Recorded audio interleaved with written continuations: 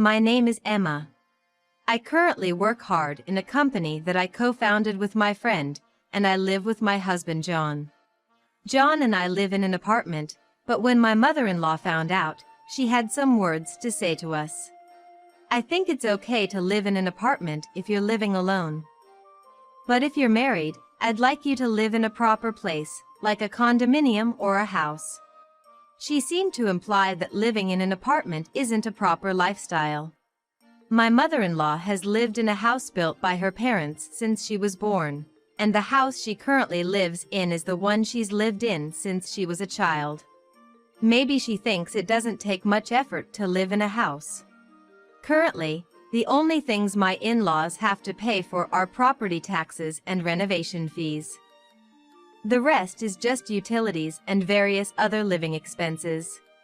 But we don't have much money to spend on those living expenses. Our financial situation is tighter than we thought, and we can't afford to move to a place that costs more than our current apartment. Even if you say just move, there are many expenses like moving company fees, cleaning fees, and down payments for the new place. Because we can't spend money on extra things, John and I have lived in an apartment the entire year since we got married. But my mother-in-law, concerned about this, made comments like the above during New Year's when other relatives were around. Among the relatives, there were those who also lived in apartments, and they clearly looked displeased. One of the female relatives responded with a disapproving tone, "Excuse me." To that woman, she said, "No, I'm not saying apartments are bad. But it's embarrassing for me as a mother to see a decent child like John continue living in an apartment." My mother-in-law, who kept glancing at me, seemed to want to say that it's my fault Johnny's living in an apartment. My mother-in-law made those remarks in the kitchen, where the men were already having a drink, and only a few female relatives, myself, and my mother-in-law were present. It seemed like John didn't think that there was any animosity between my mother-in-law and me. We've been married for a year, and I've been so busy that I hardly had any chance to chat with my mother-in-law. I hadn't been sure whether we were on good terms or bad terms. However, from what she said, I instantly realized that she had no intention of getting along with me. The decision to live in an apartment was John's. "So, if you have any complaints, can you please address them to him?" I firmly stated, and then took the pot of rice I had just finished serving to the dining area. For a moment, she looked surprised, but then she frowned. Later on, when I returned to the kitchen, my mother-in-law glared at me. But perhaps she was cautioned by another female relative, as she didn't make further remarks to me. On the other hand, the other female relatives defended me by saying things like, "Living in an apartment is perfectly normal, everything is expensive nowadays, and buying a stand-alone house is not easy." Under different circumstances, John and I might have considered buying a house, but in our current situation, it's far from possible. When no other female relatives were around, my mother-in-law would start making sarcastic comments to me. "John is earning well, so the reason you can't afford a house is probably because someone is wasting money," she would say loud enough for me to hear. I decided to ignore her, thinking of it as her just mumbling to herself. No matter how you look at it, there's nothing wrong with living in an apartment, and I'm not the reason for our current situation. I shouldn't be blamed for our choice to live in an apartment by my mother-in-law. So, after the New Year gathering, I told Yoshi about what his mother had said. "Your mother told me she doesn't want us to live in an apartment forever. She said living in an apartment isn't considered a proper lifestyle," I said, to which John's eyes widened in surprise. "What? What kind of life does she expect us to lead then? It seems like she wants us to move to a condominium or live in a stand-alone house." John shrugged and said, "With our earnings, affording a condo or a house is like a distant dream. I wish my mom would stop daydreaming. She still thinks I'm some kind of genius. It seems that when John was younger, He was very smart and was always pampered and praised as a genius by his mother. When I was in elementary school, it seems that my mother-in-law used to brag about John to the neighbors, prompting them to compliment how smart and impressive he was. Perhaps my mother-in-law still clings to that feeling to this day. She had grown accustomed to having her son praised by others and continues to believe that she deserves such admiration. However, when one reaches middle school and high school, effort begins to play a pivotal role. John, having been spoiled, lacked the effort in his studies compared to his classmates, resulting in a decline in his test scores. As a consequence, even after graduating high school, he couldn't get into the university he aspired to and settled for his backup choice. Nevertheless, my mother-in-law still seems to believe that her son is a genius and that he continues to lead a superior life than others. What struck me, however, was that John never corrected her misconception. It's one thing if you were still a child in middle or high school and felt unable to refute a parent's praise. But now, John is an adult. Isn't he uncomfortable with being continuously labeled a genius when he earns below the average salary for his age? Hey, John, why don't you explain to your mother why we don't have money for a house? Huh? Why should I? Because your mother said it to me. She thinks we don't have money for a house because someone is spending recklessly. She assumes you're earning money and I'm spending all of it. Really? Maybe you're just overthinking and overinterpreting what my mom said? John sighed. That single gesture made it clear that he was reluctant to confront his mother about the truth. Even so, considering that his mother was making snide remarks about his wife, one would think he could at least caution her. But John didn't budge.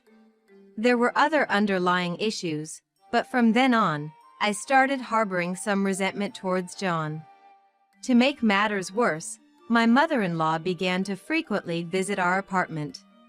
We had rarely seen each other before due to our busy schedules. However, after a tiring day at work, I would return to our apartment only to find my mother-in-law and John there, with John eagerly eating the dinner she had prepared. And then, the mother-in-law said to me as I came home tired, "Oh, you're just coming home now?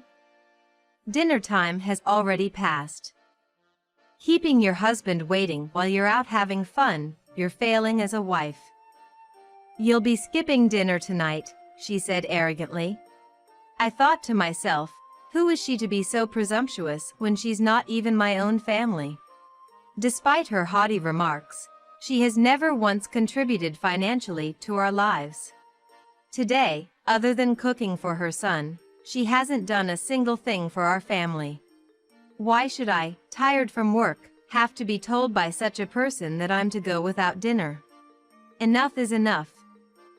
What are you doing here? Going through someone else's fridge and using up their food without permission. I was in charge of cooking in our household. I had planned out the meals for the entire week in advance, making them cost-effective. Yet, most of the week's ingredients that were in the fridge have already been used up, even though we're just halfway through the week. The mother-in-law probably has no idea how hard I've been trying to save money. All the ingredients for the week were there, and now they're all used up. And you've even thrown away parts that could have been used. What were you thinking? Despite her saying I should skip dinner, the dinner table was filled with more food than her son could probably eat. Yet, without showing any remorse, she laughed and said, "Oh, you mean I threw away the usable parts, like the leafy parts? You were going to make my son eat that? Those parts are also valuable ingredients." As I confronted the mother-in-law, her son, who had been eating her food, said in a carefree manner, "Come on, she didn't mean any harm. Just let it go. Who does he think is the reason I've been trying so hard to save?" I was dumbfounded. Unintentionally, I blurted out, "What?" Perhaps realizing his words were thoughtless, he shrank back a bit. Seeing this, the mother-in-law said, Excuse me, Emma. What's with that attitude towards your husband? I can't stand it anymore. You're not fit to be his wife. You probably waste all of his earnings by going out and having fun every day, don't you? She said this based on her own assumptions. I go to work, not out to play. However, before I could retort, my mother-in-law spoke up. You freeloading NEET, get out. Divorce, divorce. Mother-in-law's outburst made me frown, but as I glanced back and forth between her and my husband, realizing the extent of his apathy towards our relationship, I felt all my love for him evaporate. Whether he was afraid of being abandoned by mother-in-law or for some other reason, he would always ignore me whenever mother-in-law blamed me for everything. I had done so much for our life together, yet he would never defend me from her, let alone admit his own faults. The reason our life is so financially challenging is not just due to his meager earnings, but also because I've been paying off his debts to the tune of $1,300 every month. After allocating that $1,300 for his debt, the remaining money is barely enough for rent and living expenses, making it hard to save. That's why I had been trying so hard to save up. Although he earns a bit, he considers the $1,300 as borrowed from me and plans to pay me back gradually. But at this rate, he'll never be able to pay me back. I doubt he'll ever finish paying me back even when we're old. I wondered if there was any point in continuing this marriage, having to save and pay off his debts, especially when constantly berated by mother-in-law. Then it struck me. Maybe I should just leave him to his mother. Having made up my mind, I nodded. All right. Oh, how wonderful, John. Now you won't have to deal with that troublesome wife anymore.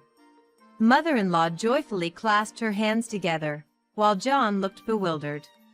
And for good reason. All this time, I had been the one paying off the debts he incurred. If I were to accept the divorce, he would lose the person paying for him. However, ignoring John's gaze, I began to pack my things.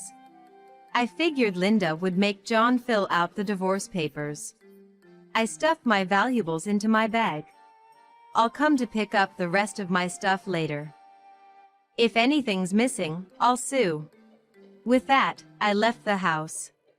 Immediately after, I received a message from John online saying, "What should I do about repaying the debt?" I couldn't help but laugh. Rather than worrying about his wife who was kicked out after being told to get a divorce, he seemed more concerned about his debt. He really was a hopeless man. I might need to be grateful to my mother-in-law for pushing me to get divorced before he drained all my money. But I worried that if things stayed this way, John might not want to let go of me, who was repaying his debt. So, I replied, "You know, if your mother was so insistent on us getting a divorce, she must believe she can support you even if I'm gone." Wait, by support, you mean she's going to repay my debt? Maybe. I don't know much about your mother, but if she's calling me a freeloader, she must have money, right? Then I'll ask her to pay you back for me too. I was relieved that he didn't forget about repaying me. If he had, I would have had to involve a lawyer and negotiate. In reality, with so much debt to pay, the savings we accumulated during our marriage wasn't much. I really needed him to pay me back as soon as possible. The longer he waited, the less likely he would want to pay. If that's the case, how about she pays me in one lump sum? If your mother finds out you're still connected to your ex-wife, it might become problematic, right? You're right. I'll talk to her. John readily agreed to my proposal. Thanks to that, he didn't cling to me and handed over the already filled-out divorce papers when I came to collect my things from the house. My mother-in-law watched me gather my belongings with a smug look on her face. When I finally said to my mother-in-law, "From now on, everything's on you." "Good luck," she laughed and replied, "From now on, John will be supporting me. What is there for me to worry about? She probably hasn't discussed money yet." I quickly left the apartment before my mother-in-law found out the truth. After staying at my parents' house for a while and finding a new place, I moved in. Just as I was enjoying my new life living alone, I got a call from my mother-in-law. I was so busy that I forgot to block her number. When I answered the phone, my mother-in-law sounded panicked. "I never heard of this." "What?" "A monthly repayment of $1,300. "Oh, didn't John inform you?" "John had debts, and until now I've been repaying $1,300 every month. But since we're divorced, it's now your responsibility to pay that amount. I never agreed to pay anything. Since you pushed me out, both John and I assumed you'd be prepared to pay in my place. How much debt is there in total?" "Around $10,000 left." It was originally over $30,000. $30,000. I can't pay that back. Since she's a homemaker, she probably can't afford it. Perhaps she'll have to rely on her husband. I'm not sure who John will turn to for the money, but as long as I get repaid, I don't care whose money it is. By the way, I had made John promise before we got married that he'd repay any money I used for the debt. So, he owes me that amount too. What? So, you're saying he needs to come up with more than the original $30,000? That's impossible. I don't know about that. Please pay promptly. I can consult with a lawyer if necessary.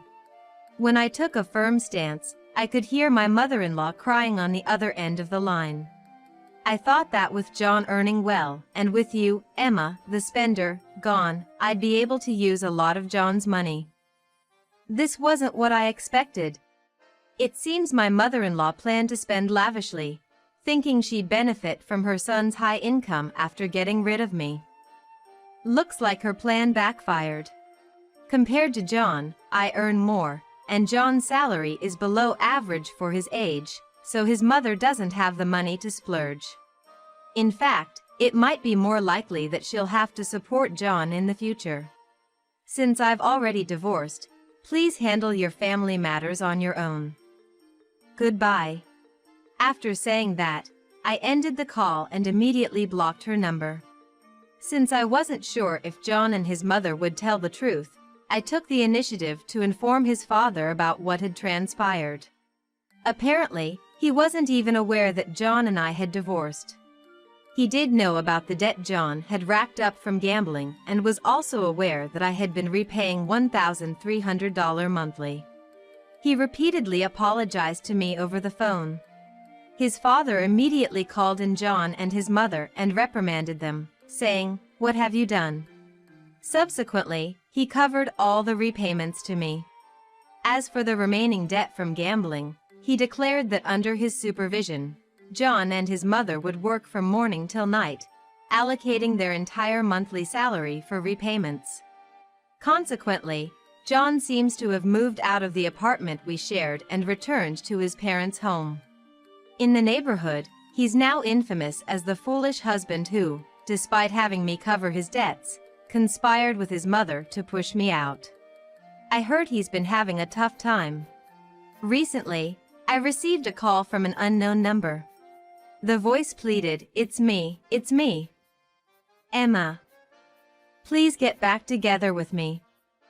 To which I responded, "I'm not falling for a scam," and hung up.